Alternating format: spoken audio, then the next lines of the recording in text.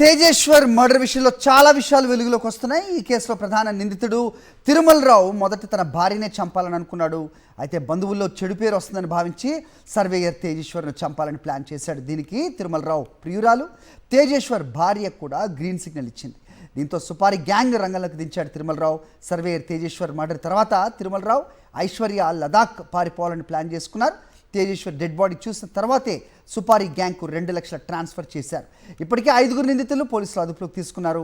తిరుమలరావు కోసం పోలీసులు బృందాలుగా విడిపోయి గాలిస్తున్నారు. ఇదే అంశంపై అప్డేట్స్ మా కరెస్పాండెంట్ విజయ్ భాస్కర్ని అడిగి తెలుసుకుందాం. విజయ్ భాస్కర్, చాలా విషయాలు వెలుగులోకి వస్తున్నట్టుగా చూస్తున్నాం. ఏంటి మీ దగ్గర ఇన్పుట్స్?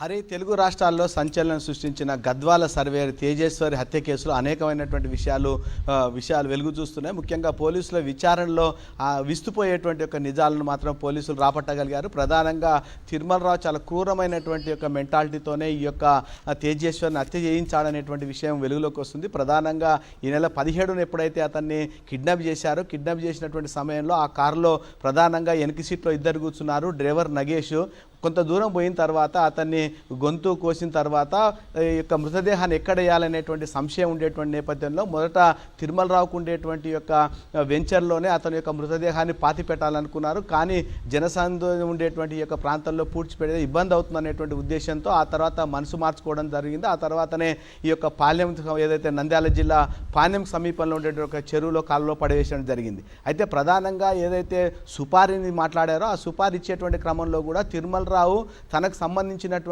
ఆ మృతదేహం ఏదైతుందో చూసిన తర్వాతనే ఇప్పటికి 2 లక్షల రూపాయలు సుపారీ గ్యాంకు తన అకౌంట్లో నుంచి ట్రాన్స్ఫర్ చేయడం జరిగింది. హత్య జరిగినటువంటి మొదటి రోజే తన తల్లి పేరు మీద అతని బ్యాంకులో 18 లక్షల రూపాయలు రుణం తీసుకొని అకౌంట్లో వేసేసినట్టు కూడా పోలీసుల యొక్క విచారణ తెలియజరిగింది. ప్రధానంగా మొదట పిల్లలు లేనటువంటి తన యొక్క భార్యనే హత్య చేయాలనుకొని ప్రయత్నం చేసినప్పటికీ కూడా కుటుంబ సభ్యులు, బంధువుల్లో తనకు చెడ్డ పేరు వస్తుంది, తను బ్యాంకు ఉద్యోగి కాబట్టి ఇబ్బంది అవుతుందనేటువంటి ఉద్దేశంతోనే ఇక ఎలాగైనా తనకు ప్రియురాలుగా ఉండేటువంటి ఐశ్వర్యను సొంతం చేసుకోవాలంటే అడ్డుగా ఉండేటువంటి తేజేశ్వరును తొలగించుకోవాలనేటువంటి ఉద్దేశంతో ఈ యొక్క పథకాన్ని రచించడం జరిగింది. ఇందుకు భార్య, అత్త కూడా సహకరించడం జరిగింది.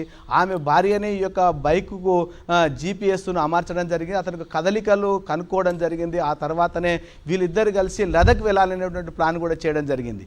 కానీ ఇంతలోనే ఈ యొక్క కేసులో ప్రధానంగా ఇది మిస్సింగ్ కేసుగానే ఉంటుంది అనేటువంటి ఊహించినటువంటి వీళ్ళకు ఒక్కసారిగా పోలీసులు ఫాస్ట్గా స్పందించి చేసినటువంటి విచారణలో నిందితులు ప్రస్తుతానికి 5 మంది పట్టుబడ్డారు. ఎవరైతే వెనక సీట్లో కూర్చున్నాడు 2 కానీ డ్రైవర్ నగేష్తో పాటు ఈ యొక్క ఐశ్వర్య, తన యొక్క వాళ్ళ అమ్మ సుజాత కూడా పోలీసులు అదుపులో ఉన్నారు. వాళ్ళకి సంబంధించినటువంటి మరిన్ని విషయాలు కూడా పోలీసులు చేస్తున్నారు. ప్రధానంగా మాత్రము ఈ హత్యకు సంబంధించినటువంటి విషయంలో మొదటి నుంచి కూడా ఈ యొక్క ఫిబ్రవరి 13 నాడు పెళ్లి జరగాల్సి ఉన్నా కూడా ఇతనికి ఇష్టం లేకపోవడం వల్లనే తిరుమలరావు దగ్గరనే ఆమె 4-5 రోజుల పాటు గడిపిందని చెప్తున్నారు. అక్కడ భార్యతో ఈమెను తాను పెళ్లి చేసుకోవాలనుకుంటున్నాను, ఈమెకు వివాహం అంటే పిల్లలు అయితలేరు కాబట్టి ఆమెను చేసుకుంటే మనకు బాగుంటుందనే విషయం చెప్పినా కూడా భార్య అంగీకరించలేదు.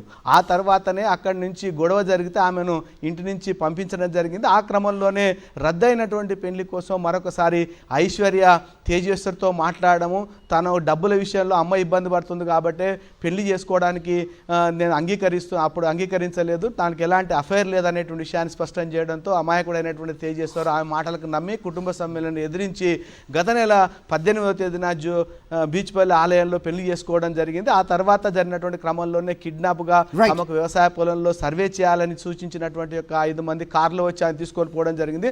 ప్రధానంగా మాత్రం విచారణలో అనేకమైనటువంటి యొక్క వెలుగు చూసినటువంటి క్రమంలో ప్రస్తుతం మాత్రం తిరుమలరావు కోసం పోలీసులు వేట సాగుతుంది. అతని యొక్క సెల్ ఫోన్ ఆధారంగా మాత్రము శంషాబాద్ ఎయిర్పోర్ట్లో వరకు అతని సిగ్నల్ ఉండడంతో పోలీసులు ఆ దిశగా అతను పట్టుకునేందుకు కోసం ప్రయత్నం చేస్తున్నారు.